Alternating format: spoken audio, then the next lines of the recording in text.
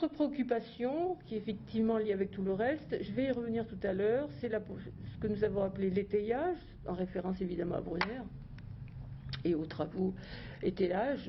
Scaffolding, c'est mettre des étais, des échelles ou des plots dans les mines pour que ça ne s'effondre pas, et ensuite aider l'élève, il ne peut pas faire tout seul.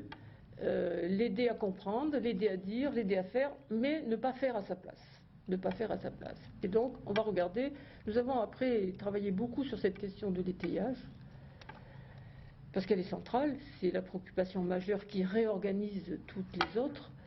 Donc, dans le premier modèle que nous avions construit, nous avions mis l'ensemble de ces préoccupations au même niveau, et dans la seconde partie que je vais vous développer, on se rend compte que les préoccupations d'étayage sont à regarder de manière beaucoup plus fine. Il n'en demeure pas moins que l'ensemble de ces préoccupations qui vont demander des propos, des paroles, convergent quand même toutes, en grande majorité, sur la construction de savoir. C'est-à-dire que l'objet, c'est pas simplement que les élèves se tiennent tranquilles, écoutent, se parlent, discutent, ou que l'heure soit finie et qu'on ait la paix sociale dans la classe, hein, que tout se passe bien, tranquille. Voilà.